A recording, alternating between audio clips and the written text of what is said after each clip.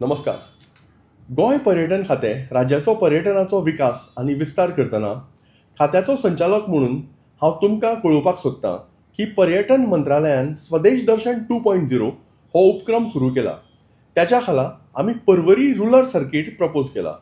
ह्या सर्किटाचो DPR म्हणल्यारच डिटेल प्रोजेक्ट रिपोर्ट मान्य जाल्लो आसा. तो ग्रामसभेत सादर करून आमी लोकांक त्याच्या विशीं म्हायती दिवपाचे आसात. तशेंच त्या खाला कितें कितें काम जातलें त्या कामाचो स्कोप ऑफ वर्क कळोवपाक प्रेजेंटेशन सर्क्युलेट केल्लें आसा. म्हणून तुमी आमचें हें प्रेजेंटेशन सारकें पळयात, जाका लागून कसलेच दुबाव तुमच्या मनान उरचे ना. पर्यटन खात्यान 30 ऑक्टोबराक साल्वादोर दी मुंद पंचायतीक ग्रामसभेक प्रेजेंटेशन करपा खातीर तारीख कळोवची म्हणून लेटर केल्लें. ताका पंचायतीन रिप्लाय दिला की ग्रामसभेचो एजंडा 28 ऑक्टोबराकच तयार जाल्लो आनी ताका लागून 9 नोव्हेंबराच्या ग्रामसभेन हो विशय घेवपाक शक्य ना आनी हो विशय घेवपा खातीर एक स्पेशल ग्रामसभा ते आपयतले. सो त्याच्या पयलीं आमी हें प्रेजेंटेशन पळोवन ह्या प्रोजेक्टाच्या विशयी मातशें जाणून घेवया. नमस्कार. हांव आज तुमकां स्वदेश दर्शन 2.0 ह्या योजने खाला गोंयच्या प्रकल्पां विशीं थोडी वळख करून दितां. चला तर आतां सुरू करता स्वदेश दर्शन 2.0 विशींची म्हायती. पर्यटन मंत्रालयान स्वदेश दर्शन 2.0 ही योजना सुरू केली. ह्या योजनेचो मुखेल उद्देश म्हळ्यार नितळ, पाचवेचार आनी शाश्वत पर्यटन वाडोवप. ही योजना वोकल फॉर लोकल ह्या विचाराक पाठबळ दिवन आत्मनिर्भर भारत तयार करपाचो यत्न करता. ह्या योजने सकल नव्या सुविधांचो आस्पाव करतना सध्याच्या सुविधांनी बरीच सुदारणा करप हो आमचो हेतू आसा. आमचो उद्देश सैमाचो सांबाळ करून विकास करपाचो आसा. ह्या योजने अंतर्गत गोंयान 2 सर्कीट तयार केल्यात.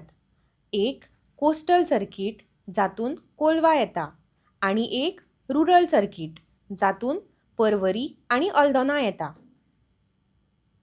पर्वरी आनी अल्दोना रुरल सर्किटान प्रस्तावित घटक जावन आसात ते अशे: पेन दी फ्रांक पंचायतीन tourist facilitation centre, Holi cross junction, माळीम जंक्शन.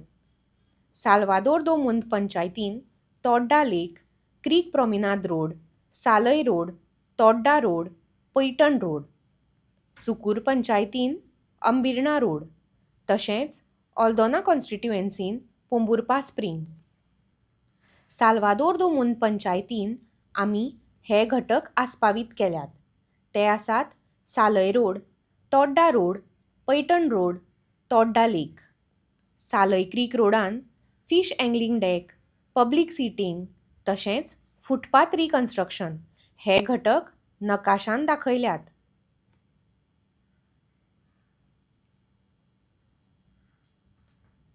तोड्डा क्रीक रोड विकासान फिश एंगलिंग डेक्स तशेंच पैठण क्रीक रोड विकासान फिश एंगलिंग डेक्स नकाशान निदर्शीत केल्यात. ते भायर सालय क्रीक वाठारान सध्याच्या फुटपाथान परतून सुदार करून थंय फुटपाथ लॅम्प्स घालून उजवाड करप, जाका लागून तो दिसाचोच न्हय तर रातचो सुद्दां वापरपाक उपेगी आनी सुरक्षीत जातलो. ह्या सगळ्या क्रीक रोडांचेर पयलीं सावन लोकांचे नुस्तें धरप, बर्ड वॉचिंग करप अश्यो कृती चालू आसात. तांकां आधार दिवपा खातीर आमी फिशींग डेक प्रस्तावीत केल्यात. ताका लागून लोकांक रावपाक, खाडी वाठाराचो आस्वाद घेवपाक आनी सैमा कडेन जोडपाक एक सुरक्षीत सुवात मेळटली. हें सगळें रस्त्यावेल्या येरादारीक त्रास करिनासतना जातलें. म्हत्वाचें म्हणल्यार सध्याच्या गणेश विसर्जन डेका कुशीक हो डेक केल्लो आसा, जाका लागून विसर्जनाक चड सुवात मेळटली, गर्दी उणी जातली आनी एक सुरक्षीत आनी विकसीत सुवात तयार जातली.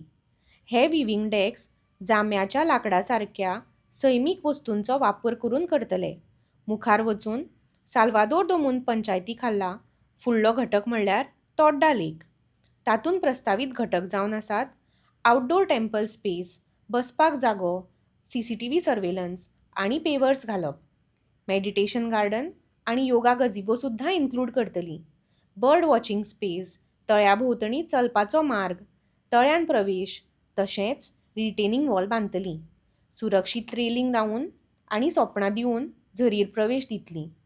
ताच्या वांगडाच लँडस्केपींग आनी लायटींग आनी सायनबोर्डूय लायतलीं.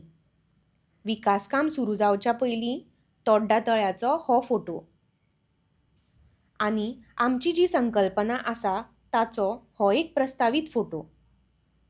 खूब वेळा पासून दुर्लक्षीत अवस्थेन आशिल्ल्या तोड्डा तळयेचें आतां नव्यान सांबाळ करपाचो प्रस्ताव आसा. विकास कामां मदीं नवे फुटपाथ, बसपा खातीर बाग आनी लायटींग हाचो आस्पाव जातलो. ताका लागून ही सुवात फक्त आकर्षकूच न्हय तर सामाजीक वापरा खातीर सुद्दां सुरक्षीत आनी सुंदर जातली.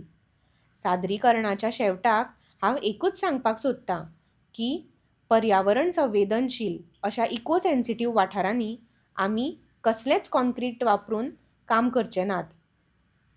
कॉन्क्रिटायज करिनासतना आमी क्रिकाचो आनी ताच्या पर्यावरणाचो समतोल राखपा खातीर जाणीवपूर्वक ही संकल्पना आंखल्या. आमचो मोख सैमाचो सांबाळ करतना समाजा खातीर बरी सुविधा तयार करपाचो आसा. देव बरें करूं. साल्वादोर दुमून पंचायतीक आमची विनंती आसा की तांणी आमचे विचार आयकून विकासाची संकल्पना समजून घेवची. उपरांत तांणी तांच्यो सुचोवण्यो मांडच्यो. ग्रामसभेन आमी जें सादरीकरण करतले तेंच विकास काम फुडारांत जातलें. आमी आमचे विचार साल्वादोर दुमून पंचायती कडेन पावयल्यात. आतां आमची विनंती आसा की तांणी ग्रामसभेची तारीख आमकां कळोवपाची, जाका लागून पर्यटन खात्याक मुखार सरप शक्य जातलें. धन्यवाद.